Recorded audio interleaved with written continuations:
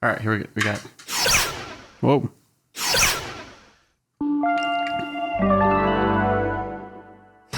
Welcome back. Yeah. That was a What's up, those boys fans? Oh, does it just stop like that? Perfect.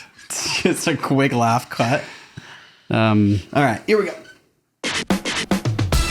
What's up, those boys fan? This is episode five. Episode 5. Yep. Welcome back. Which we haven't released we just released episode 3, right? We're just ahead sketch, baby. It's true. That's though. how you cast. But as of yesterday, we actually got a distributor, and actually, I don't have our phones. I can't check it. I haven't checked it yet today. For what? If it's out there posted? Spotify and podcast app. But we should be, as of now, all of our podcasts should be available on the web of podcasting. All the podcasting apps, Spotify, everything. What's I think we deserve a round of applause. Laughter. You want to hit the laughter? Use the force, Luke. Use the force. Congratulations on our distributor. That was funny. That was good. Honestly, that's probably the best joke of the podcast yet. We should. That's it. Thanks for coming by. Let's call it a wrap. We got our distributor. We're going to be doing 2-minute podcasts from now on because those boys gets in, gets out, gets ahead. Oh wait, I stole that from Healed College. Was it Healed? Is it Healed? It's Healed College. Get in, get out, get ahead. Healed College. Healed. Is it Healed? I think it's HEALD. I think HEALD College. Stop seeing those commercials, which means Stop seeing a lot of commercials. They went under. Or just TV stopped happening.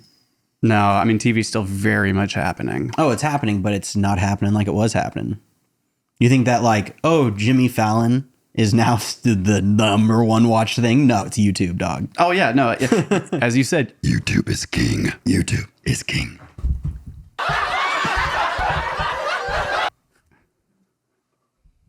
That's a very abrupt laugh. I love that one. That's like, you know what that sounds like? Nope. It sounds like the laughing you heard when they were doing the scene with what's the monkey's name? Or they're on the set and the people in the background yeah. And then all of a sudden pop. That was an intense scene. Dude, with that scene where the guy, spoiler alert, that scene where he's over, he just is obviously trying to see if he's alive, and then he just starts beating the shit out of him, and you're like, oh yeah, total spoiler alert. Yeah, dude, that scene, so much of that movie, I'm just happy you've finally seen it because it's gotten so much shit. And has it? I think it's gotten a lot of shit. I think a lot of people were, I don't want to speak out of place here, but I am not one to be up on. I think it's just getting mixed. It's getting mixed reviews, but it's still getting majority. So you want to know who I know got some as we call it, brilliant attention in the entertainment world, which is totally connected to Nope. He did it brilliantly, I thought. And I'm giving you credit here, unfortunately, but with Logan Paul, dropped a tweet that's just said something like, I'm paraphrasing, thought it wasn't wasn't good, but thought it was one of his lower movies. Oh, he tweeted about Nope. He tweeted about Nope, and got all this flack about race and all this stuff. And I think it's always, put that motherfucker on blast all the time. But it was funny because what I got out of Nope was so much about social media and attention and entertainment and exactly what we're doing right now. We're we've been on stage before, we've done things in the public eye before, but you're like, Nathan, I've been doing some research about the algorithm, and I've been following a lot of Gary Vee TikToks. I'm going to start sending them to you because I think we can do this. And I'm like, oh my God, you got to see the movie Nope. Once I finally saw Nope, I was like, oh, that's why Zach is onto something here. You're interpreting the alien of Nope as the entertainment. I mean, community? Is that what you're thinking of it more as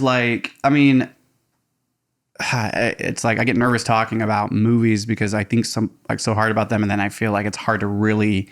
One of the things that Jordan Peele does, I believe, or I know this is from interviews, is he has these extremely complex movies that are comedic, or they're horror, comedic, scary films that always tend to have strong underlining themes regarding race, political themes, mostly a lot of race themes, strong actors of color, and director. Everything is from a black community. And so, of course, there's going to be probably more race heavy weight on a lot of his stuff, which a lot of it is. But this movie has As this it should strong. be. I mean, that's just like Jordan, Key and Peele. Everything is like so. This movie, Nope, though, it has a very strong race element to it. But I feel like that not on purpose, but part of his movie making is like there's like multiple ways you can take the film. You can take it like in the way of like it's all these different ideas, and so there's like the huge race aspect when it comes to like the first Hollywood writing, cowboy was a black man, and Hollywood never knew, and that's where she comes in like, and you did not know that da da da da da da, and like that's their family bloodline, was that they're the ones that provide these horses for these movies and run this ranch outside of Hollywood. And so it's a classic UFO film. He wanted to make a classic UFO film. Jordan Peele went, I want to make a classic American UFO film. That's what he does. I don't think it was classic at all. I think No, it was but that's very I think he goes into it going, I want to make a UFO film. So like his last film was like, I want to make a doppelganger scary film. And the one before that was, I want to make a, abduct and do like brain surgery on black people and like give them their, like their athletic skills or blah, blah, blah, like all that. And like my take on this one, which it's so hard to talk about without getting too winded, is think of like total spoiler alert. Like, so it's not a UFO, right? It's a extraterrestrial being. So it's like an alien from a different dimension, different galaxy or whatever, that's been a part of our lives. And you kind of hear about that where some people believe it, some people don't. This creature or whatever that hides in like behind clouds or pretends to be a cloud and moves like so fast and aggressively, and the way it takes you up is like by its breath. It takes you with a breath away, and he goes, but the way you get breathed up into it is it just like crumbles you, right, like a tornado, where you don't really know what's going on. Before you know it, you're being wrapped up into a spiral, and then you get stuck or whatever inside of what we learned what that thing was, which was like suffocation, goo. You're crammed with everybody else. You can't really see anything. Yeah. If right now this podcast gets 10,000 views, with our experience, immediately, if we got 2,000, 3,000 views on this, if we got 500 views on this one, you would text me tomorrow when I'm at work and you'd be like, yo, check it right now. We got 500. And like, to us, that's a big deal. But the feeling we would get would be, right? Algorithm, something's clicking. And then what if it got to 5,000, 10,000? We got to keep going. So then like that's the viewer, the view count, what we're watching is like, we're like, oh my God, they're watching us.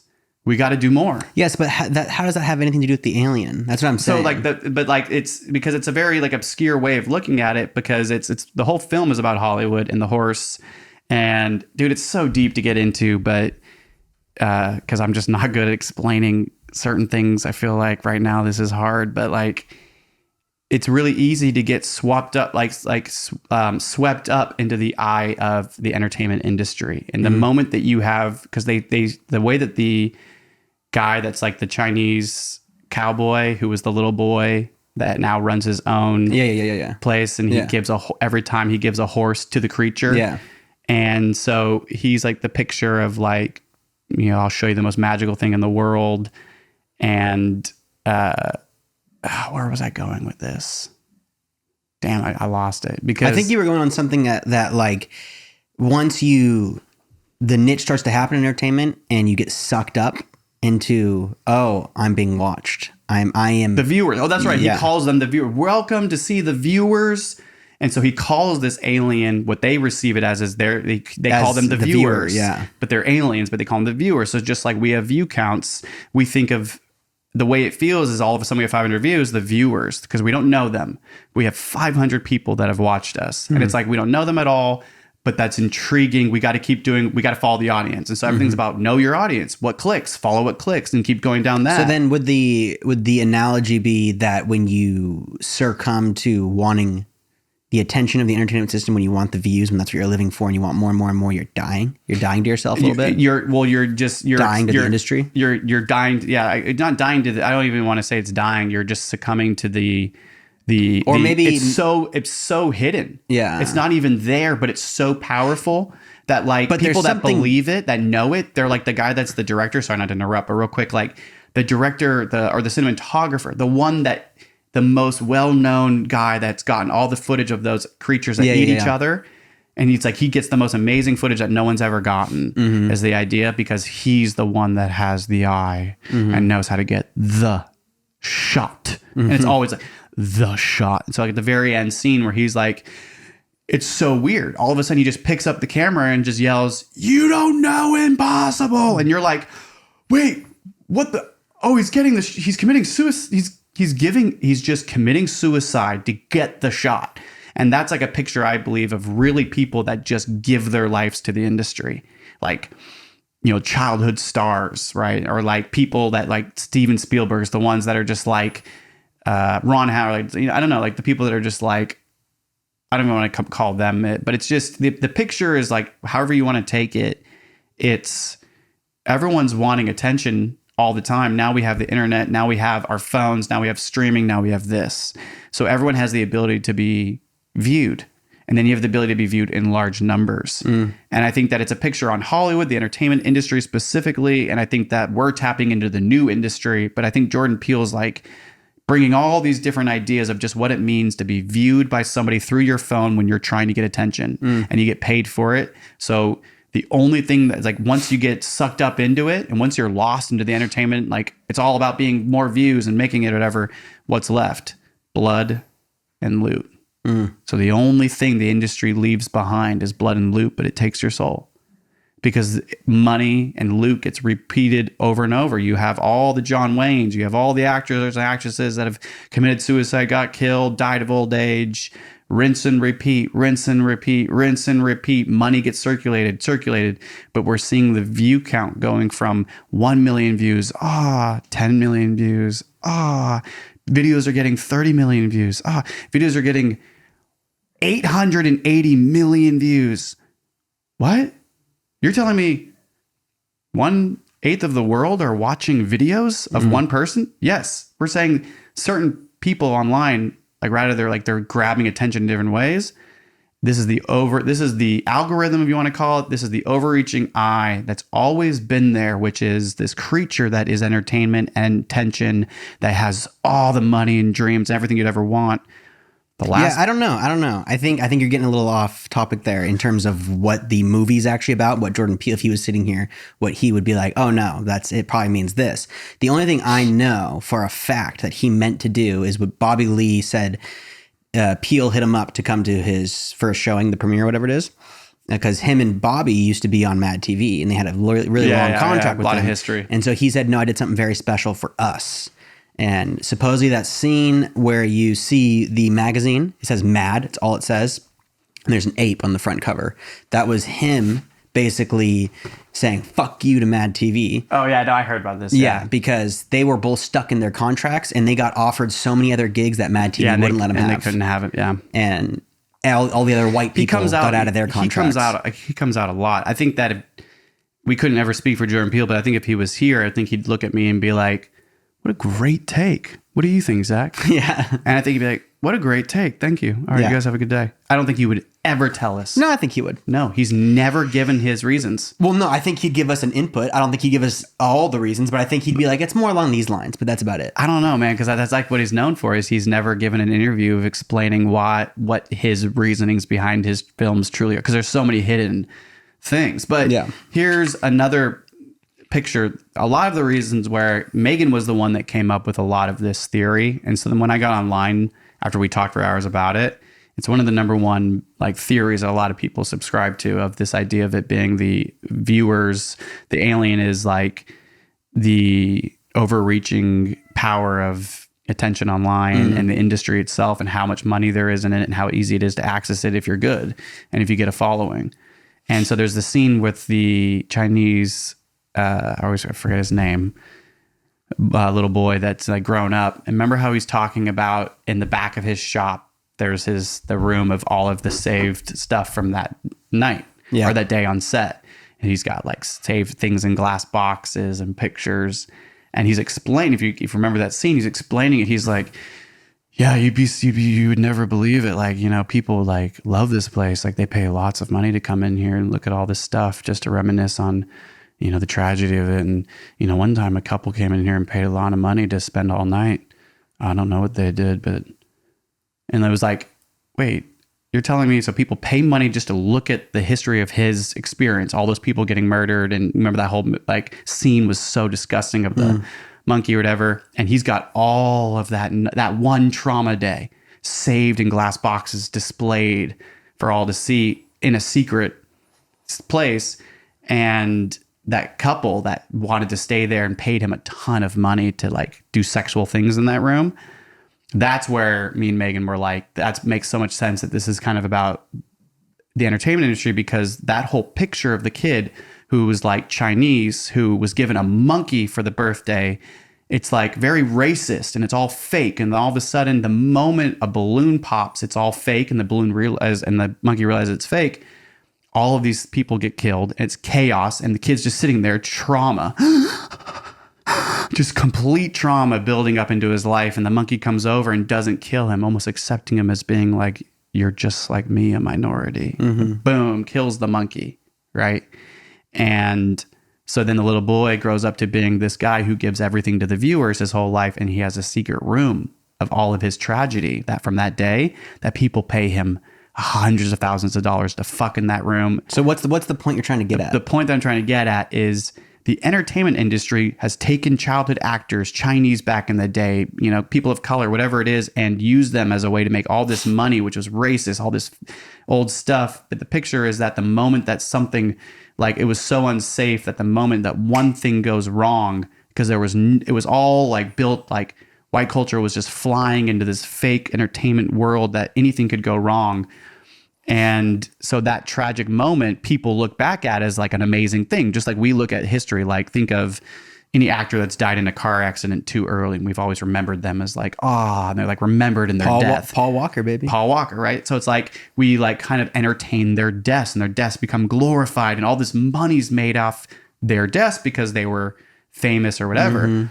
And so this idea of a couple going in and spending all this money to fuck in the room that's of a tragic thing, that's like what it is now. It's like there's this real human who's a person who allows people to come in that are like, hey, when you were a kid, you had this extremely traumatic murderous experience, and we want to fuck in the room that has all the glass boxes. And you're like, what's the point of this scene? And you're like, all I know is I feel disgusted, and it makes so much sense of how people glorify like the entertainment of suffering and trauma, because it's the entertainment scene looks at it as always like something to capitalize on and like make money off of. And if it's tragedy sells, and like there's all these movies about murderers, and like, you know, it's like because it sells and people like love it. And so I think the whole movie is just a take on the glorification of entertainment and the addictive nature that the overreaching eye or being viewed really is, and how it can just swoop you up like a tornado. And before you know it, you're in it. You're making money, and it's going to squeeze the living life, and you can't breathe, and you're like, pop. That's my take. It's a pretty wild take, man. That's a lot to take from a movie. I look at it. I give a lot of credit to my lady. I mean, she was the one that really kind of led me down that path of like, we really started to break it down. I think definitely the monkey. The monkey has a lot to say. So I think that like that whole idea in that scene of the monkey losing it and killing all the people, and it's just a brutal scene. And like you said, the outcome of all of that, I think there's a huge message behind that Jordan Peele is trying to emulate into the terms of African-American culture being abused by the entertainment system for profit for years and years and years. And still, it's like mainly it's like his whole time in the industry has been like a monkey for profit kind of. I think that's like the image he was going for. But then the alien as the entertainment scene, that's kind of tough for me. The more I think about it, the more I'm like, I think I'd be interested to know what his intention was behind the alien, because the alien is very mysterious, and yeah, it's the viewers, whatever. I think that would be an interesting idea of everyone striving right now, especially with the way entertainment's changing, like moving from TV to social media entertainment and on your phone. I would think that like the drive for views and the drive for a huge audience to numbers we've never seen for one person. It's always for like a night TV show for millions of views. But now it's like, Yeah, the Paul brothers have millions of views and millions of dollars, and the Nelk boys and Bobby Lee and Andrew and all them, they get like all this attention. And the idea behind it, I think, would be that like once you get to a certain point, you have to eat like there's like a choice on if I'm going to keep going into this deeper, further, and go to, like you said, 10 million views and get to the 10 million subscribers and all that stuff and be that much of an image in society, you're going to have to kill yourself mentally. Or like that idea of, well, that's all you're going to be then. You are the image and you will forever be that image, because once you surpass a certain level of attention and likes, that's all you're going to live for, is to top what you already topped. Even us, it's like we had a couple of videos blow up on YouTube for like 2,000 views. Nothing. It's really nothing when you think about like it's the scheme. A lot. No, for sure. But like in the scheme of going viral, I had a joke video go viral on TikTok a year ago, got 10,000 views in a minute. And it was like, whoa, that was weird. But 10,000 views, it's a lot of views. But really in today's world, it's like going viral is like a couple 100 million views, a couple million likes. You know, that's really going viral now. And so for us to get 2,000 views, and for us, you and I were like, fuck, man, how fun is that? That's super exciting just to like see the algorithm crack for a second. Even that, like you said, it's kind of like a drug. You have to kind of feel it. And we've been through that multiple times, especially with even Blouse, certain things that would blow up, or even like my satire album blowing up for a little bit. And you start to like fiend for it. And once it happens, you're like, it needs to happen again. It needs to happen more. And I need a little more viewers. And it's like, you're never really fully satisfied. And I think there's something to say with the movie Nope, that I think that's what it's trying to like convey, of the alien being like, you can give yourself to the entertainment industry, but really all it is death when you really give yourself away. Or at least it could be like at least a metaphor for it.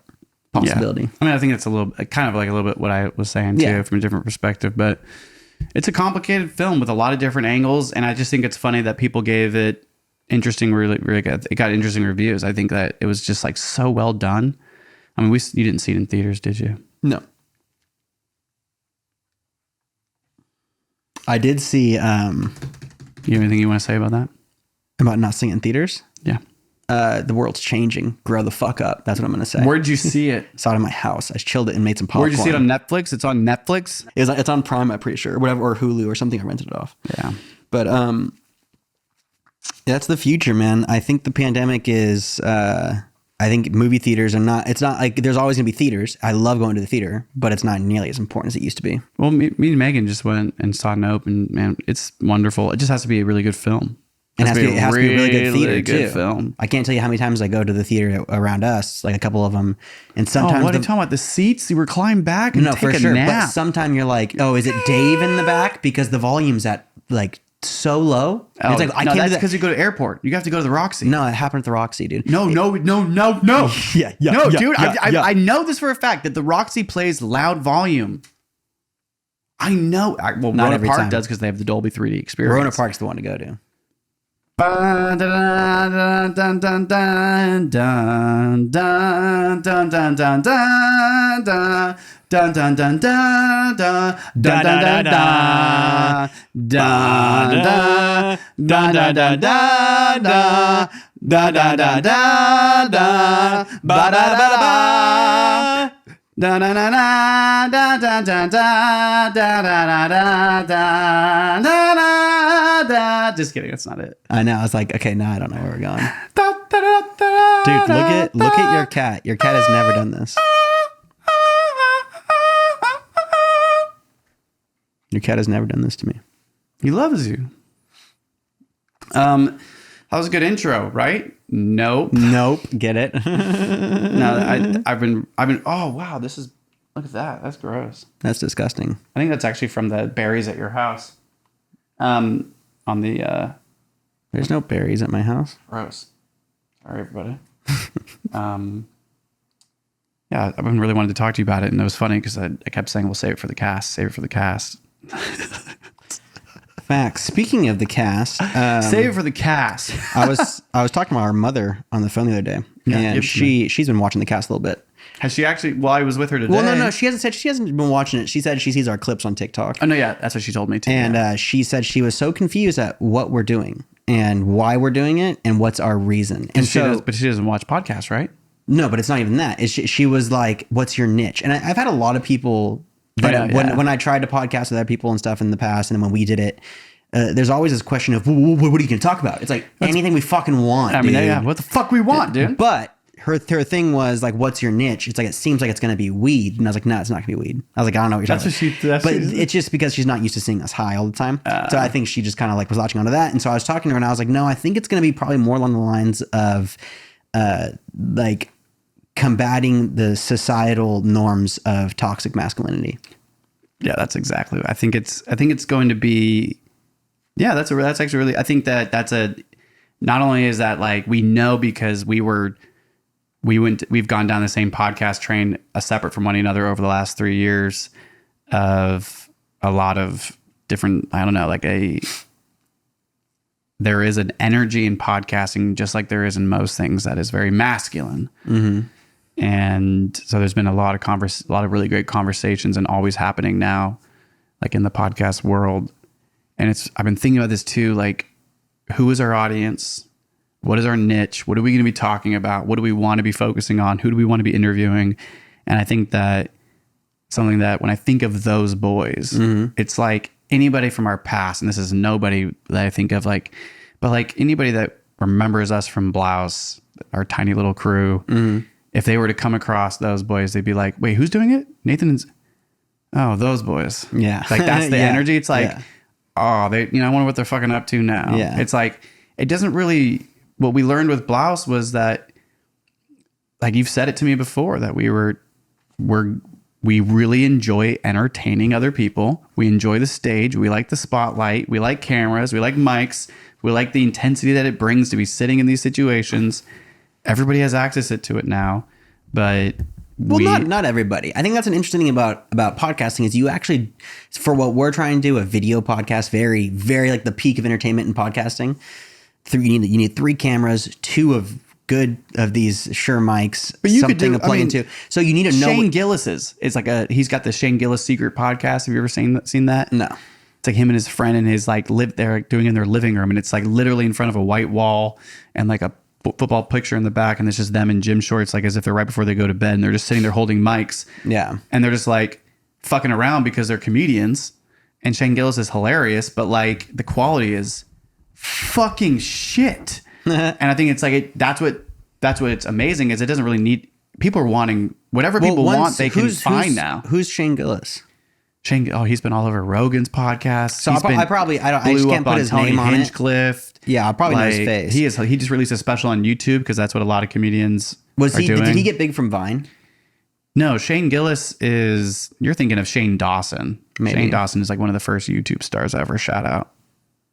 No, Shane Gillis is a new, like, not new, but he's like like he's been on Joe Rogan a bunch. He's like the same, like Norman, what's his name? Yeah, I know what you're talking about. Comedy. Yeah, comedy, baby. Comedy. Yeah, comedy. Glasses. Yeah. Comedy. You know, one of the funniest things, comedy. Dude, the more we've been doing this, the more the social media algorithm has been showing me some of the lower end people doing it, podcasting and starting this kind of like influencer social media lifestyle. And it's really beautiful to see how in the last 2 years, the people that just started up 2 years ago are now doing it for a living, and not just podcasting, but just kind of like entertaining and just being entertainment. A lot of them are comedians, but mainly it's just kind of like, oh, it started with podcasting and it started that lifestyle. And it gives me a lot of hope for kind of all the effort and emotion we put into our art as now a podcast, and whatever those boys studios is going to become in terms of short films and things like that. It's just so much energy that we're putting into it mentally that I think that like I'm getting quite a bit of positivity in the realm of, oh, I love that we're being creative again. And I love that we are putting our energy somewhere, because we have so much energy to put places. And if we don't, those are normally the toughest times in our lives, and the times where we're more creative and the more we're outspoken about our feelings and our thoughts on the world in the light of entertainment or in the light of social media. The more times we've been like that, the more you and I seem to be more like in a flow state of just living, even if we do have day jobs and doing that thing, but just kind of like, I don't know, it gave me hope to hear from certain people that are starting to blow up that I've been following for 2.5, 3 years now, and they were nothing for such a long time. But nothing as in viewer counts and success. Nothing as in to make a living off something this. You really need a platform, and you need people that follow you and care about your opinion and care about what you are bringing to the world, what you're bringing to entertainment. And it takes a really long time to get those people, but still it's like, it's because the people that go into it with that wanting that will never succeed because it takes too much work. Whereas the reasons why we're doing it is for us, same way we did Blouse, same way we did everything. That's why it was successful, is because we have to do it and we feel the best when we're doing it. So it's pretty easy to kind of be like, not easy, but it's like, hey, like every Sunday or every Friday, we're gonna be podcasting. It's like, make it happen, put it in your schedule. Like that's what we're doing. Yeah. And we are. And it's just like, it's happening. And it's like, now we're on episode 5. And I'm like, fuck, I can't believe we made it to episode 5. And then it's like, when we get to episode 50, I'm just wondering how long you're going to last editing. I know that there's some like ancient Roman Atmore once we start was just on Logan Paul's podcast, Impulsive, just did this whole, I want you to watch it, 10-minute spiel of how he's edited all of his own videos. Who's this? Roman Atmore. Is it Atmore? I feel bad. I know it's Atmore videos. His family, him and Brittany, I think is his wife's name. Like they're very YouTube famous. Then they went off and got off the internet because they had all these stalkers and things happen. And then now they're back with their own podcast. And their first one got like millions of views because they had Steve-O or somebody on it. It's like, oh yeah, because they're like, it's interesting, man. Once you get a following, but he did all of his own editing like you do. Yeah. And it's an art. Not to interrupt, but like. How long will you last? It's truly a control issue. I have a hard time giving up control. You always have, and that's what held us back with Blouse. Not you, but just control. Not you. You've given up more control now. Back then, you were. No. I'm not pointing at you. I'm saying control is what. I'm never pointing at you, man. Control of over controlling of a project has held us back, and for me. What I was doing in the past with Blouse was like everything was about growing up and communication and relationships and producing on my own in the city. But when it came to business and structure and how to make money, everything that we've learned over the last 12 years, how to be serious about it is so, and we talk about this a lot, is like, we want to have fun, okay? And we want to make money doing it so that we can continue having fun. Because if you do this much work for something and don't make money in it, then it better be something that you actually really love doing. Well, and it's kind of like in related to the last podcast we were talking about, or I think it was 2 podcasts ago, we talked about how much music we never released for Blouse. It was like hundreds of songs, and we released 8. And it's kind of like, okay, we held ourselves back because of fear. That's why we kind of were coming up onto that conclusion of our egos were holding us back on being rejected from the dance scene. Whereas doing this, I think you said like over control. We didn't want to let go. It was like holding on to, or it just wasn't, nothing was perfect. And yeah, it's fear, but it's like, yeah, like perfectionism and ego is what you've said. Like our ego held us back, right? Yeah. And so now I'm just trying to get rid of my ego. But in all reality, ego death. In all reality, we can't afford to outsource yet. The second we can afford to outsource, expensive. I'll probably outsource just so that we can focus on other things. I would honestly rather put more energy into other things. I would rather outsource at some point the podcast editing. So we can keep doing this, but then put a lot more of our energy into short films. Yeah. Short films, yeah. Because I think that would... I agree. For our editing talents and things like that, I would rather be editing those than a consistent podcast. Even though I love editing the podcast and I love making the clips, but like the posting on social media and the editing the podcast takes up all my time. And I'm getting to a point where it's like, I haven't worked on music for 5 weeks now. And it's like, fuck, dude, I have music I want to release. I have things I want to do. That's amazing, man. Like you said it last podcast, or maybe it was a couple podcasts ago. You said, like the whole point of doing this is a way to manipulate ourselves just to be back online publicly to where it's like, oh, now I feel way more comfortable like releasing music. Already. I mean, I already am like, dude, let's get my music out. I want to do some music videos. Like, I'm just like, I'm in that mindset of it doesn't fucking matter. We have to do it though. I'm turning 30 in a week. I want to keep living. Aw, 30. Dude, the next 10 years are going to be the best years of my life. I said that, and it's true. They have been. I mean, it's starting to look like it. Look at your house, dude. Look at the love of my life. I forgot. Look at this podcast. Dude, look at our fans. A round of You got it. Use the force. Thank you. Love that one. It's a good one. I like it because it stops everything and it makes us move on. You said you took notes because I know that. Yeah, no, I got something. So I was at work the other day and I was just had this thought. Here it comes. Well, because I get a lot of Give it to me. Influencers that come to my work. I also get a lot of porn stars that come to my work. It's just kind of what it is. When you work in the industry, Wait, so you're a bartender? Okay, dude, you can't use that. You can't say. I mean, I'll bleep it out, but you can't. We're not talking about my actual work. Oh, okay. Just I work at a high end place. A lot of high end. So you're a high end bartender. And you're telling me that you have influencers. What do you mean influencers? What age? We had some, younger than us, dude. Fucking millionaires come up from LA. What? Younger? I guess there was these girls that came in like, dude, like 30. Tits hanging out, barely clothed, all of them, 3 of them. That's okay, though. Pink. There's nothing wrong with that. Pink cowboy hats, all pink, and like she walked. That's okay. That's okay. And like just those like perfect. Yeah, those girls. Yes, those girls exactly. But Hi, whatever. can I get that's not what this is What did about. Can you tell me what they ordered?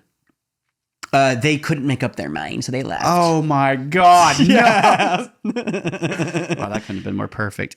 But there's a lot of people that come to my work that have had no discipline and got a lot of money at a young age. Just because they're born into it. They're either born into it or they blew up on Vine. They blew up on They blew up else. on blouse age. 15, bro, younger than us, high school. Oh, younger than when we started. Remember, Damn. Back at It with the White Vans. Remember that guy? Who? The kids that, fuck, I'm not remembering. The hell did you just say? Back at It with the White Vans. Look at the White Vans. Back at It with the White Band. What are those? With that time period, a lot of kids made a lot of money off the time period at 15, 14 years old. It's still happening, especially on TikTok and stuff. But those kids, like, once they make all their money, Buying fame. Yeah, I think if at 15 you didn't have to really deliver pizzas, go through 15 years of tough labor in school, and instead you were just a millionaire and you could do whatever the fuck you want, you would be a completely different person. I'd be really amazing. I'd be really nice. I'd be giving, Yeah, kind. totally. I'd be philosophical. I get a degree still. I was sitting there and I was thinking, and I was like, man, these porn stars and stuff that obviously do sex work, especially like OnlyFans. A lot of these girls seem like they might be doing OnlyFans. Even dudes, a lot of dudes are doing OnlyFans now too. I wonder, are they on W-2s? You think? Or are they like contract workers? And if they're on W-2s, do they get a 401k? Like, is there benefits? It's what do you mean? Sole proprietors and we talk about L1, LC. Yeah, but do you think there's any LLCs? like? Do you think Brazzards has W-2s on them? Yeah. Yeah, so you think dude, sex work is a very respectful. No, for sure. But do you think field. there's sex workers that are W-2 sex workers, or do you think it's always contract work? We'd have to ask a porn star. I think there's a lot of different. When you're making that much money, that would be a great interview on this podcast if we can get a porn star on here. I think. Yeah, I mean, Alex Schultz, and they've had.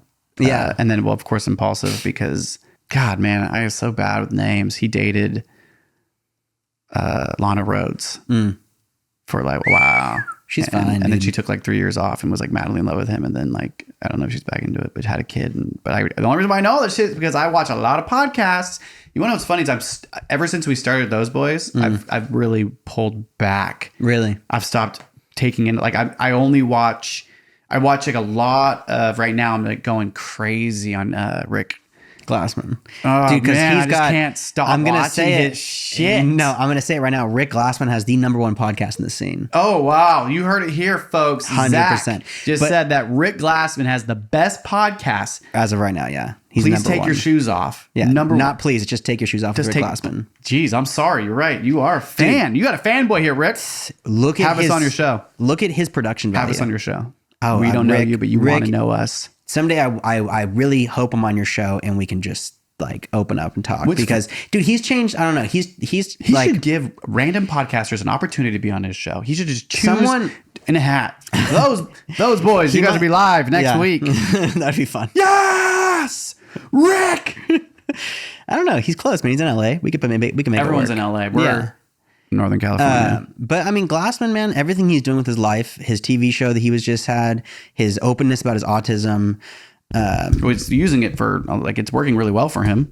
It's not even that it's working great well for humor, him. man. He's just, we need more people that are open about having mental disabilities and thriving in the world, because so many people have mental disabilities and they hide it. And we came from a society where you were supposed to hide it. You weren't supposed to be in therapy.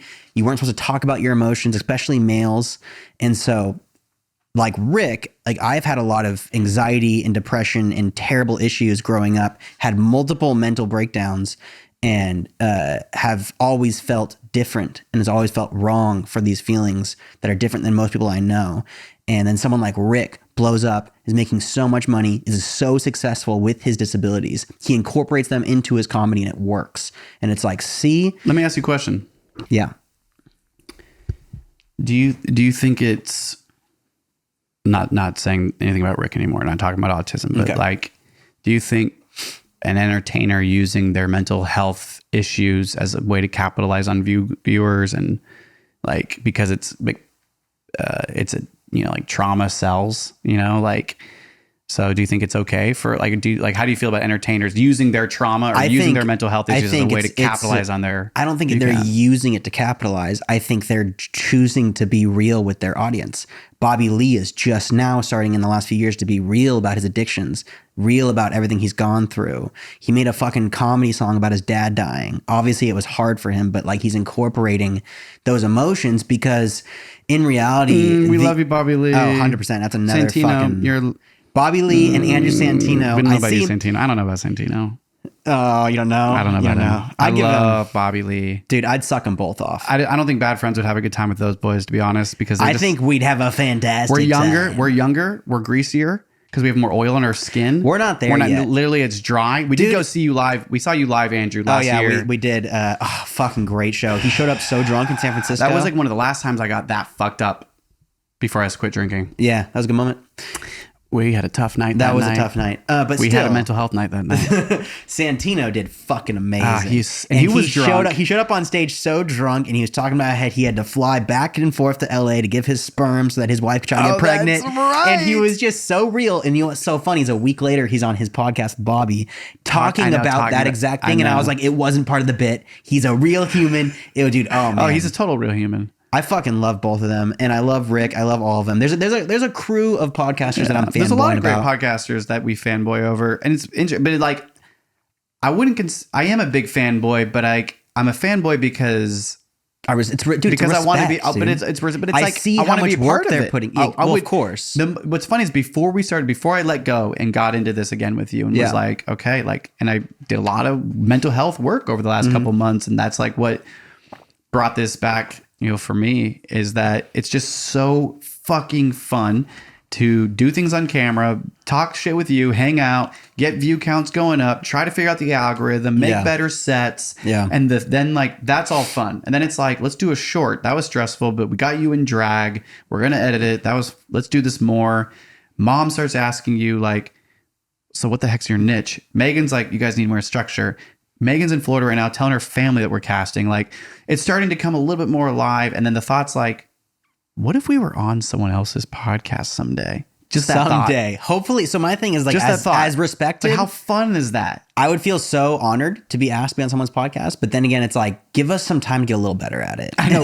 Because it would be rough. Like, it's episode 5. We don't know you. I don't know. We don't know anybody in entertainment. We don't really actually fucking care besides of the people we like. Yeah. It's like, that's the only people we know. Yeah, no, it's funny. I don't think that we're going to have any requests anytime soon. No, and I don't expect it. But speaking of interviews, your birthday is coming up next weekend, and I'm really looking forward to going camping with you and your lovely lady, Alex, who we are delightfully excited.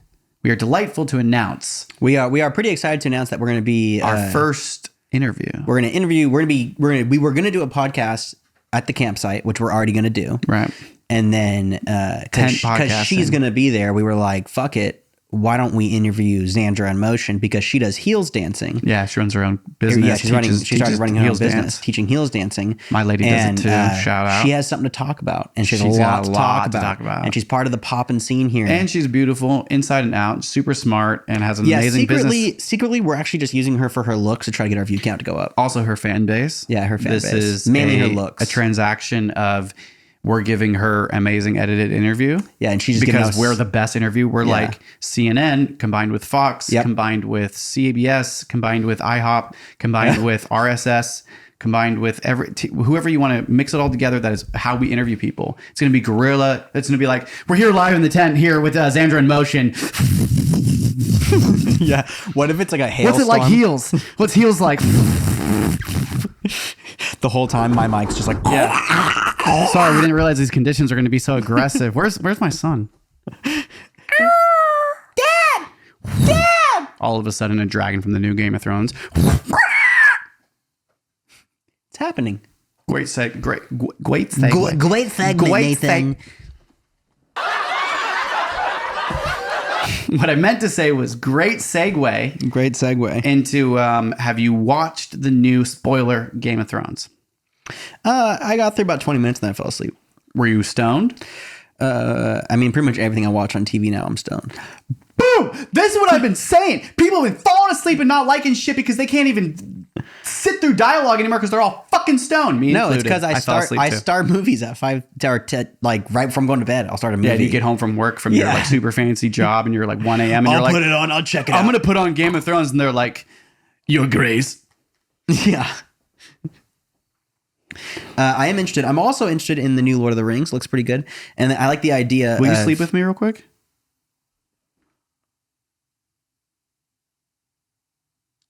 That was good.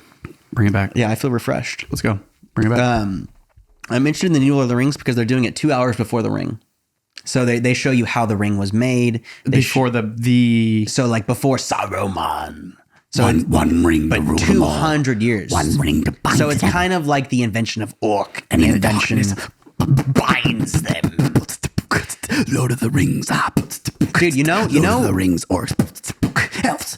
Rivendale. Kind of like Riverdale. You know who has a lot of our similar like movie quotes? I mean, like at least like our upbringing of like loving Lord of the Rings and like certain things he'll say on his podcast is Bobby Lee.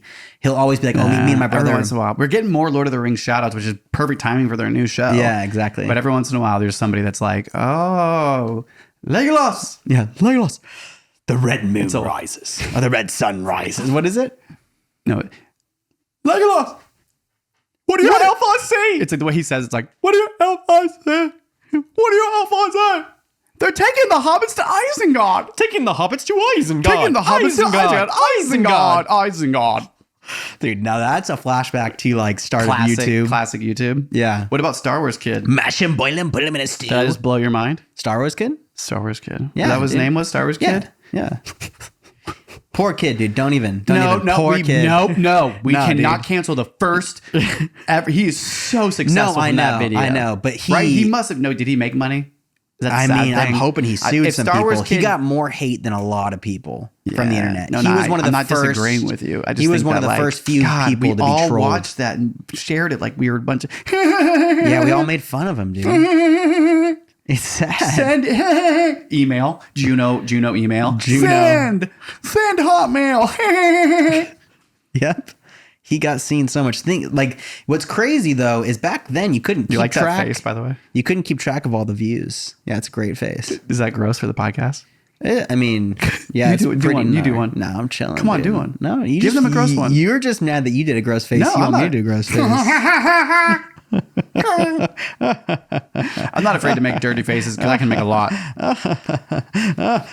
Here's one. I call this Doughboy.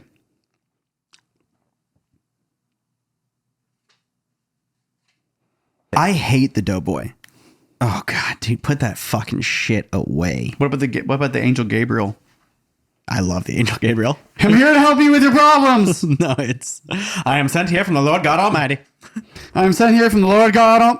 I'm sent here from the Lord God Almighty. It's like really loud. For some reason, he doesn't even have a mic, but it's bursting. It's always a little bit like this. My name is Angel Gabriel. I'm sent from the Lord God Almighty. Very white. Yeah. Very white. The whitest Gabriel. I am the Angel Gabriel. Cross-eyed, dude. Come on. There you go. I am the Angel Gabriel here, sent here by the Lord Jesus Christ. So, Let's keep burning this one. okay, so scientific question here. I know you're trying to have structure, and I'm just like throwing. I I'm know. throwing left I'll keep- jabs at you. I'll keep you structured, baby. So you have a boiling Please, pot of someone's water. gotta. Now this is a real question. At first, you're gonna think you fucking idiot. Okay, and hold it's on. First thought. Start over. Okay, You say real question. Let's do it. real question. Think about it. You're gonna think it's stupid at first, but then think about it. Okay. You have a boiling pot of water. Sometimes when I have a boiling pot of water, I'll fan the steam away. Right? You'll start fanning the steam away because it starts steaming like crazy. So you start fanning the steam because it's going everywhere. Now, the question is, when you fan the steam, are you allowing for the water to boil faster? Because you're removing the heated particles from the surface layer of the water, therefore allowing the water to replace those particles with more steam. What the hell? Where the hell did you get this? I thought of it. Oh man, this is not good. If you have the answer to why steam leaves water and how it works, please leave it in the comments below. No. That's exactly. You think it's stupid, but think about it. Okay. Fine. Water can only get to boiling temp and then it's done. So the steam that's sitting on top of the water, yeah, it's moving out of the way. It's still going pretty fast, but I'm talking like a hair quicker. So if I'm moving that steam out of the way and fanning it, the water then it can heat up quicker. Because the water itself has to become steam. So if you remove the steam from the pot quicker, then it can replace that steam faster. Why does this? But the steam isn't going away any faster than it's evaporating just from you waving it. You're actually cooling off the water by blowing cold air against the water. I don't know. So that's what a pressure cooker does. Is it keeps it raises the boiling temperature of the water. So the boiling temperature of the water is consistent depending on your elevation. So like at my house, whatever it is, whatever the boiling temperature is, you just blew my mind. It can't get hotter than that. So the second the water's boiling, that water can't get hotter. The steam can be hotter, but the water can't. So the maybe few milliseconds the steam is in the pot. If you remove the steam from the pot quickly by fanning it, aren't you allowing the water to steam quicker because the steam isn't keeping the water there?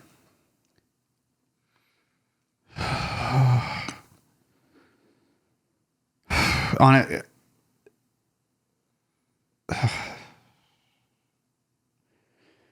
I think that it doesn't matter. I don't think it makes a difference. Final answer. So, man, we should probably test this theory. Final answer. We should put the exact amount of water in two different pots, have one boil without fanning it, and have one with a fan, and see which one evaporates you hear first. yourself right now. We have 2 pots of water. Does fanning one make it hotter than not fanning not another? hotter. Not hotter. Does it boil quicker? Does it boil quicker to fan? If you get the steam, yeah. But there's only steam if it's boiling. You're not understanding the question. No, it's not even that I'm understanding it. I don't think that the question makes it doesn't make sense because I don't think your cold air has any competition against what's happening to evaporated water. Like evaporated water is going to leave and travel immediately. It's so microscopic. It's not like steam. Yeah, it might feel immediate, but think if you could move at 1 billion frames a second. Oh, fuck, you're just going deeper, dude.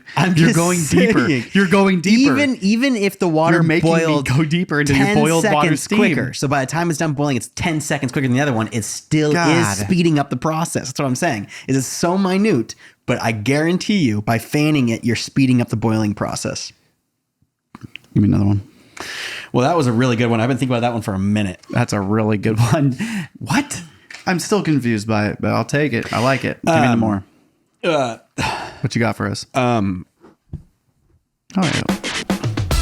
Yeah! What's up? Let's go. Oh my God. All right. So You're just one of those boys. You're one of those boys. Something I'm very excited about was actually supposed to be happening on the 19th, which I was stoked about. I even posted a TikTok. You mean your about birthday? It was supposed to happen on my birthday. Supposedly it's happening around the 14th. Oh. Ethereum merged, Oh, they baby. moved it up. No. It's just things started happening quicker. So everything's based off of the blockchain, and the blockchain happened to move a little quicker. And so it's kind of like, it's going to be around the 14th. Nothing seems to be somewhere. moving. I know that Bitcoin broke 20K, but and Ethereum's what, 1780? You fucking numbskull. That's what you think? It's all about movement of price? Grow up, man. It's bigger than that. Honestly, I feel like I just got crypto splayed. That really hurt my feelings. Well, I apologize for hurting your You feelings. attacked me with crypto knowledge. I did. And I don't feel like there's knowledge. It's just crypto hate. You hated me with crypto knowledge. So yeah, it's actually going to be interesting. You don't think it's about price? What do you mean it's not about price? In the end, it's about price. You know what? What is the difference between earning or having a micro amount of Bitcoin than having dollars? What's the difference, really? Oh, well, one has a government that's going to just raise the inflation and make your dollar less, and then one's going to actually just go up. Oh, now I know why Bitcoin really matters. How am I supposed to go buy some? Oh, you can probably go to Coinbase, go to Robinhood, go anywhere, buy some. You can actually go to a gas station right now and get it from a fucking little thingy thing. Get your Bitcoin. So You're telling me I can go and get bits of Bitcoin at a gas station by just sticking my thing I think in. all you get is a receipt, but you'll get it. So I stick my thing in, and out comes micro Bitcoin. Depends on what thing you put in there. That's the way you explained it. Take your thing into a gas station, put it in, and out comes micro Bitcoin. Yep. What the fuck is cryptocurrency, And man? depending on how big your thing is, the more Bitcoin you get. I don't know anything about cryptocurrency. I don't follow it. I've never invested in it. You're I've never a fucking liar. What? You have lost so much money in cryptocurrency. No, I don't lose money. I'm giving it away. What was the last coin? I'm donating it to the coins. What was the last coin you bought? I think it was what porn coin? No, dude. The last coin I bought was Gala. Oh, well, I mean, before you sold, you did own Gala really at the Oh my good god! time. If you want to go down the list of coins I've owned.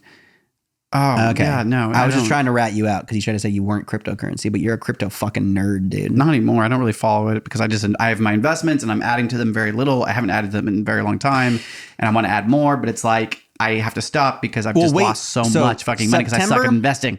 I get way too excited. I'm like, here we go. I'm gonna buy more, buy. It's crashing. Buy the dip. Buy the dip. It's interesting because September dip. September is an interesting month for stocks, Bitcoin, our economy, everything, because the feds on September 1st, instead of burning $45 billion a month, so at the start of June 1st, we started burning $45 billion a month. Burn them. So same way as you burn tokens to deflate something, we're trying to deflate our US dollar, so we're burning money. So it was $45 or $45 billion at the start of June.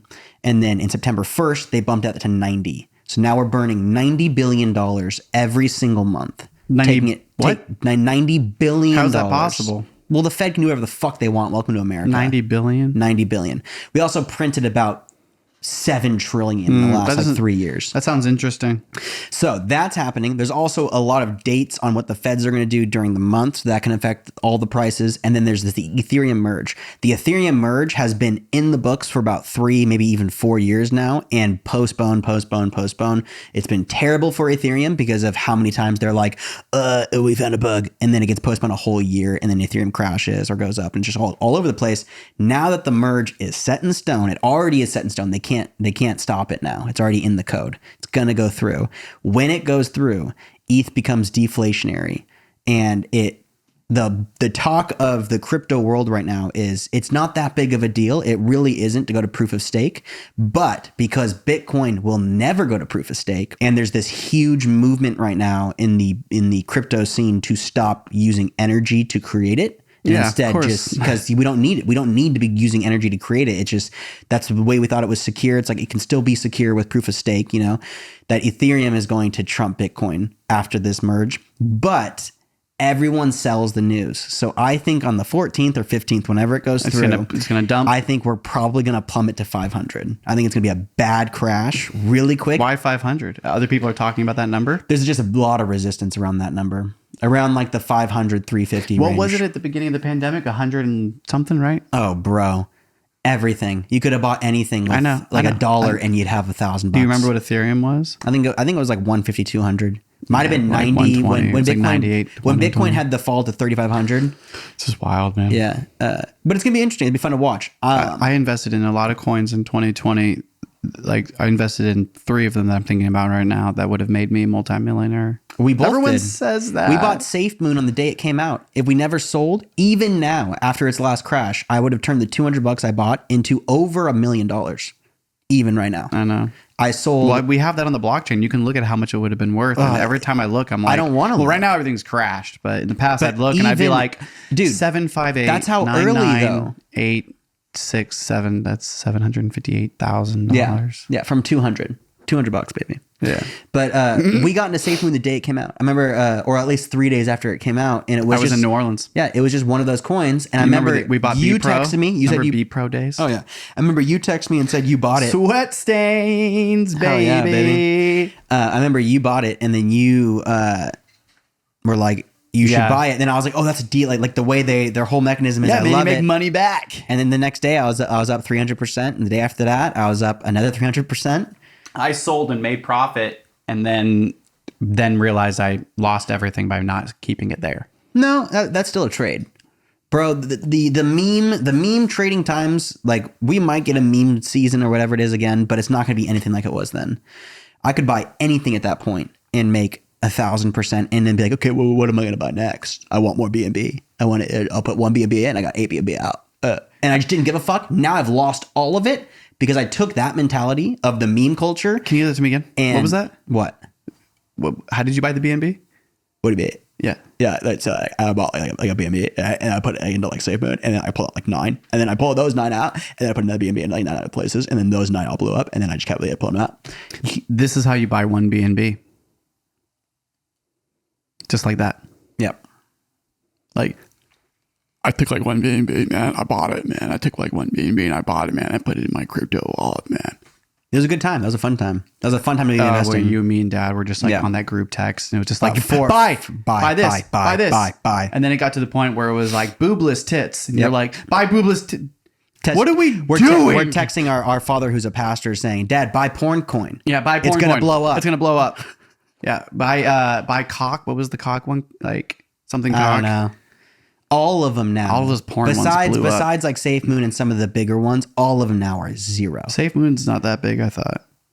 Once again, we got in before the billionaires got in. So everyone that's sold, all the burning, because every transaction is a 10% burn. And then every sell is a 10% burn. So just with the burning, we're still up like 100,000% because we got in legit one of the first few kids. Oh no, it's all scam. 100%. Scams can make you money, Nathaniel. A lot of money. Yep. This is a scam. We're just trying to scam people into it. No, please, if you don't enjoy us, click it off. If you do enjoy us, stick around for more. Whoa. So moving on to the next topic that I wanted to bring up, something a little bit more personal, not personal, but more a little bit serious.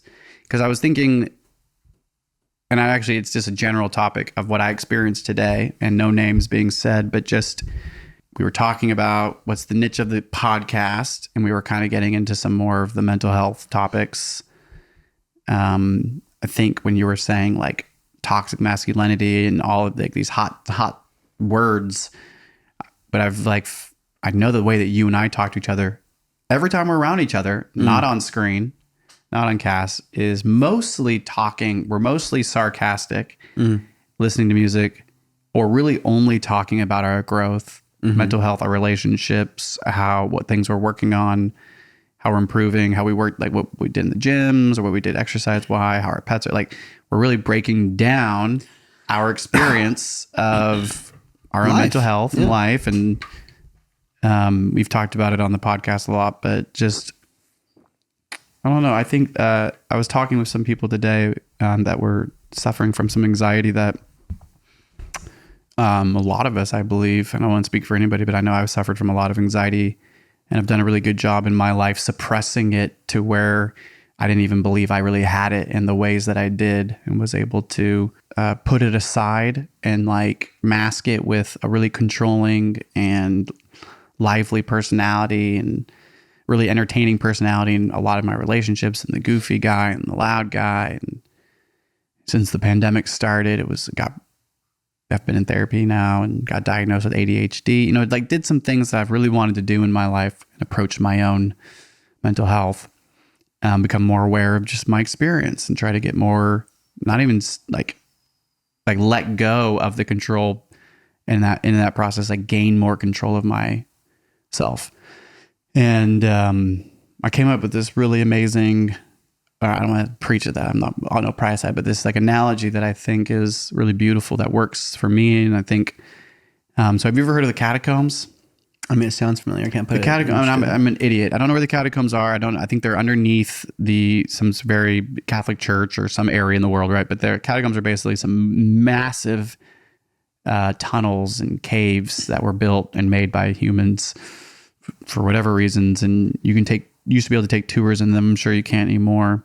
But they're miles and miles and miles and miles and miles long. And so you can like be above ground where there's sun and trees and life. And then you can go underground where there was this whole world of tunnels and rooms and caverns that people used and lived in and all these things. And they go for literally hundreds of miles, right?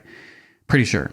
and very dangerous. And there's been stories of like people on tours that get lost because it's like you're in a tour group and you have lights and somebody goes down one tunnel and they take the wrong turn and they can't hear anything because 2 tunnels down, it's like there was no more sound because you're underground. And so there was an article I came across and it was just like, it was blurred out, which fuck me. Every single time I see a blurred out image, it's either porn or like something violent. And I'm like, well, no wonder why it's blurred. That's going to leave a scar.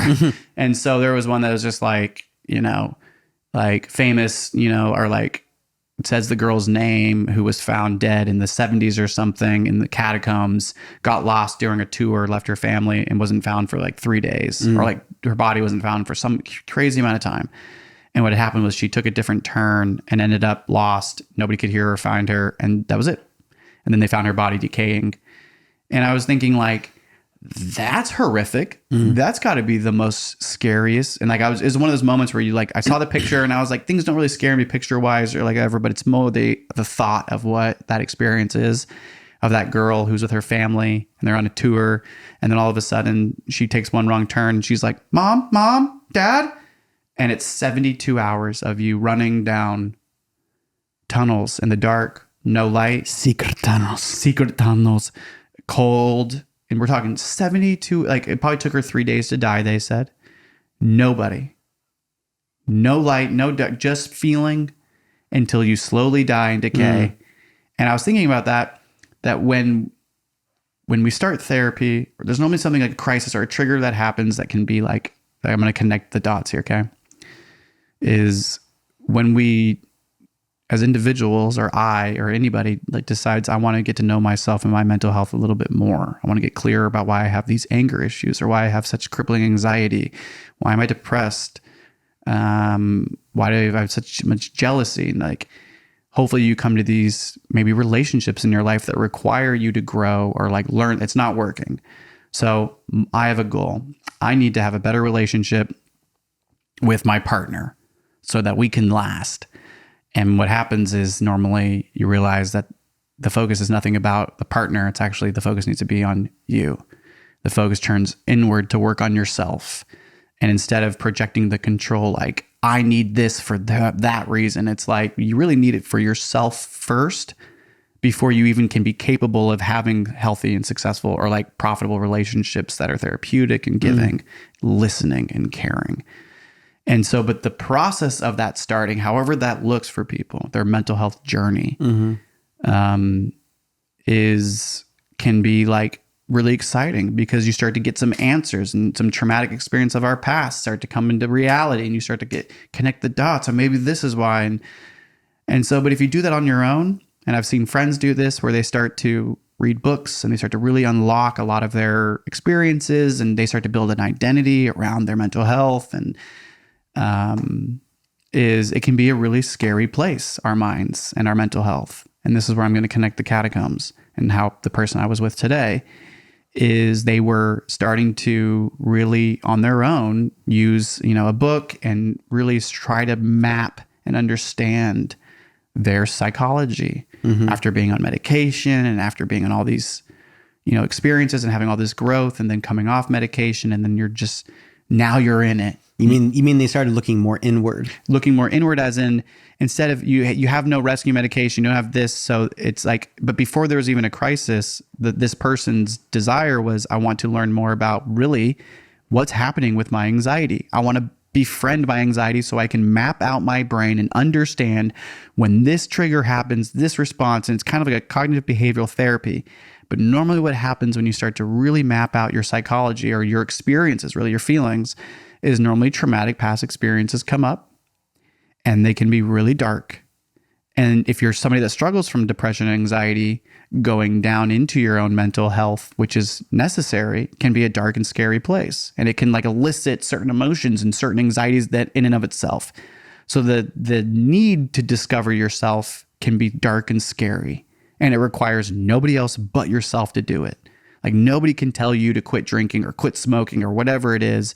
Just like nobody can tell you to go get a therapist. Nobody can force you to do anything.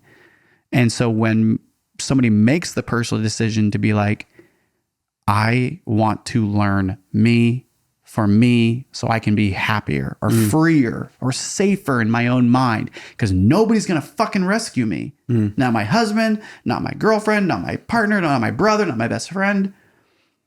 And it's really up to me to rescue myself from my own confusing issues. And that's dark as fuck. So therapy is safe because there's a guiding light. And so I was talking to these people about it, and the person was like, that's such an interesting. So you're saying, like, if somebody desires to go into their psyche and learn their depression and anxiety, they might start to find some real answers that elicit true panic. Then all of a sudden they have no support and they're all on their own with this real knowledge of suffering and trauma.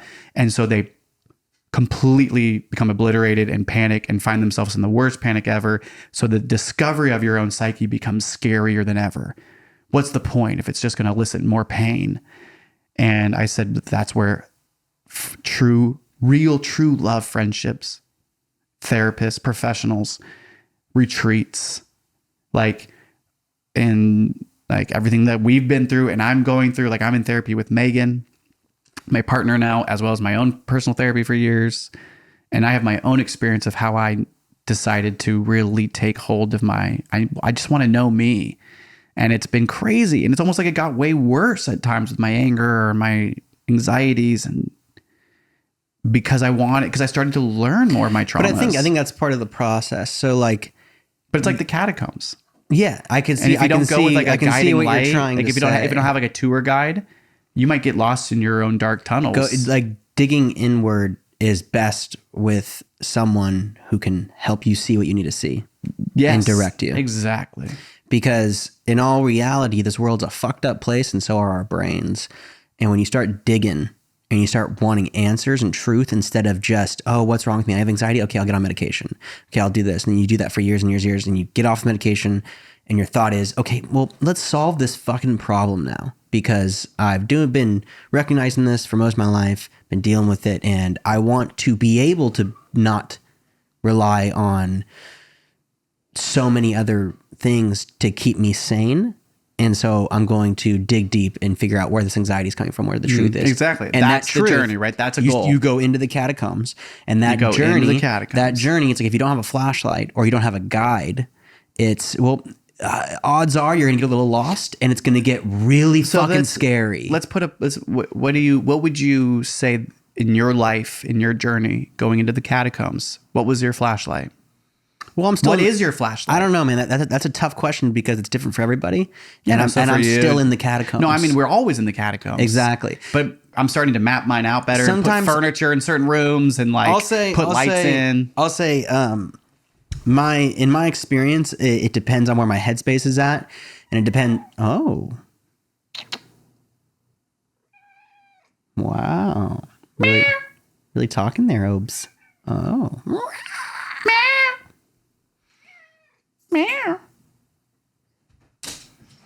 Oh, someone's jealous. Sorry, I mean, these are the most distracting producers in the world. Yeah, they're really bad at their job. You guys are terrible at your job. Oh, shut the fuck up. Okay, so the catacombs. You go deep into the catacombs, like you're saying, and for me, different parts of my life needed different help. And when I first started going to therapy, it wasn't a good therapist to start with. It was a therapist that based most of their therapy off religion, and that's not what I needed. Might be good for some people. It's definitely not what I needed. I didn't know it at the time, but it was just confusing and conflicting. Second, I got a really good therapist. That's a big step. So I think having a good guide and finding your good guide is a big step into just self-discovery, but then also it's what your needs are. For me, I have a chronic anxiety disorder. And so I think the medication helps me live. And I'm not on any medication besides psilocybin as of now. But even then, it's just every few days. Because you're microdosing. I'm microdosing a slightly bit of psilocybin. But it's nothing like being on medication because I still have so much panic and so much anxiety, and it's all chemical. When you say so much panic, can you describe every day are you feeling panic? I mean, I started having panic at 10, that I can think back at. And that panic has never subsided. And it's been some days I'm not as lazy feeling because sometimes I just really don't want to fucking be panicking. So you disassociate? I don't even think of dissociating. Sometimes you're just tired. Just the chemicals are balanced sometimes. Sometimes they're not. He needs to go to the bathroom. You need to go potty? You have to go potty? Yeah? You have to go potty? Dinner? Oh. Well, we're almost done. We got like 5 more minutes. Hey, you need to wait. Sit and wait. Thank you. We're about to finish. Continue your saying. Yeah, I just think it's different for every person, and every person has different disabilities. And for me, and people I'm close to, it seems to be more chemical. And also, if you are going to, from what I've noticed is this time around, I feel like every like 4 or 5 years, I retrack everything and come here, Atmore. I approach my anxiety differently. And so like right now I'm approaching it on the self-discovery approach, and psilocybin's really helping me with that. Does this help with your anxiety? Anything creative helps with my anxiety. So like this is an anxious experience for most people. It actually causes, we get a little stressed when we're setting up sometimes. Like, no, this is pure. This gives me a place to talk. so this helps. This is like a relief. And Like like public entertainment maybe. Yeah, I think a lot of entertainers would agree with that the entertainment's kind of a relief and a place to escape a little bit. I wonder if they would say that. But going back to what I was saying, I think everyone's different, and so if there's an answer, you go into the catacombs. Like, is it a flashlight? It's like it could also be a bazooka. So what do you need? Or it could be a person. For me, I'm an introvert. I don't need people. I like this. I really don't need people. I could, like during the pandemic, a lot of the pandemic, I was very happy because I didn't have to deal with people. And I didn't realize that. So I realized a lot of my social anxieties during the pandemic because I was so okay with being alone and in my room all the time. And just like, yeah, stay in quarantine. Who gives a fuck? I love it. And a lot of people lost it. And like I think a lot of people probably relate with you. Yeah, and a lot of people relate with me. And so there's everyone's different. And so I like the analogy of the catacombs though, because when you do any self-discovery, whether it be for mental health or anxiety, depression, it's really scary to learn the truth. And especially when you start like researching your upbringing and on the why you are the way you are, you start to realize, hey, I experienced some fucked up shit. And it's hard to accept that you experience some fucked up shit. And 90% of people in this world experience some really fucked up shit. And so it's like, get a therapist and figure it out. 100% of people experience trauma. Yeah. But it should not define me. No. It should not define you. When trauma projects outward onto those we love, our trauma is defining us in that moment. And we shall not be defined by our trauma. We should be able to identify the trauma and create an identity in the healing of that trauma. Isn't that kind of the reason why you do the self-discovery, why you want the help, why you want to be more healthy? Is because you start to realize you are defined by your trauma. You do have anger outbursts. Why do I have an anger outburst? Why did I do that? It starts to become more of, oh, it's been built into me to be that. So I need to dig deep within myself to conquer that part of me so I can actually just be me and not controlled by my trauma. What's interesting is maybe when you're in the catacombs and you're working down in there, you look up and you see the footprints of everybody walking on top because they're underneath the ground. And it's like the upside down, which is how it feels, right? It's like going into your own psyche and working on yourself or learning more about yourself. You leave if it's true, like you leave your partner, you leave your whole family, and it's just you and maybe that guiding light or that person or the bazooka. I love those analogies, like whatever you need, like you take it down into the catacombs to protect yourself and guard up until you become more familiar with like you and yourself. And I really think that's the reason for therapists. It's the reason for medication is so you can heal yourself. Get to a place. Because in all reality, not all of us, just as a sober brain, can get that deep without losing it. You're really scratching him, dude. He cannot handle this. Oh, I thought I was trying to keep him calm. I mean, that was no, he does that when he's like, hey, come here, come here, sit. Please, hey, sit, chill. Zoot.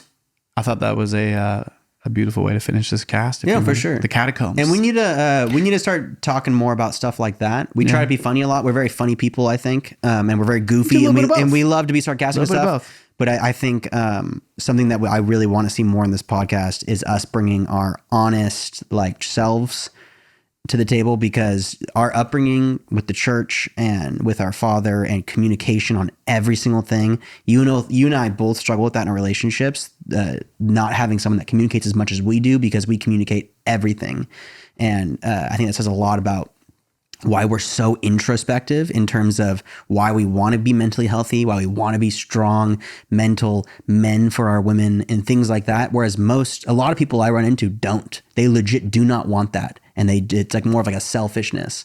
Whereas you and I portray this more of like, if I don't get this in order, I think I'm going to have more mental breakdowns and hurt more people. Mm-hmm. So I'm going to get this in order so my future looks brighter. Yeah. And you're investing in yourself. Yeah. And communicating that. True investment in yourself for no money. No. I mean, everything that comes from this healing is peace, freedom.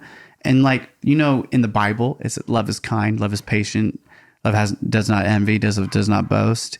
Oh, how true so many things like that, those verses are, because true love to yourself in those catacombs is like you are finding yourself once again, going to the dark tunnels of your mind and your problem and your pain and your trauma to conquer your own identity that is stuck in a place of past cultural stigmatized trauma. And that is a powerful thing to find yourself in every fucking time you do it. And so instead of searching for an answer, every time you find yourself in a place of discovery for yourself, say, I am finding myself once again in the catacombs, researching and searching my soul and my psyche, and that's something to be really proud of. For sure. So go into the catacombs, baby. Go to the catacombs. But do it right. Do it right. And if you don't do it right, alone. nope. Don't do it alone. If you don't do, if you don't have, what are you going to go to catacombs with? Naked? Nope. Underwear? Nope. I might go into the catacombs naked. I have before. But with a friend. All my friends came in with me naked. Yeah. You guys did ayahuasca. I left them there. Yeah. Well, that's been an episode 5. Thank you, everybody. Thanks for watching. Thank you, Atmore, for waiting. Listening. And, let me see what we got. Whoa.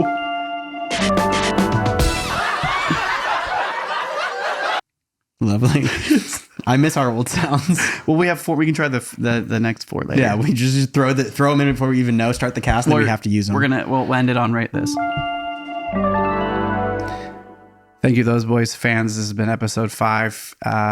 Check out for this short film we're editing. It's going to be coming out soon. I really hope we get it out next week. Remember, we have a distributor we just got, so you can find us on Spotify, Apple Podcasts. You can find us on, Zach's told me all these amazing podcast apps that are out there. Keep an eye out for, at some point, we're going to get some merch. Yeah, merch is coming soon. We're very excited about that. I'm so excited for merch. I want merch. I want every single thing of merch. I want every little merch possible.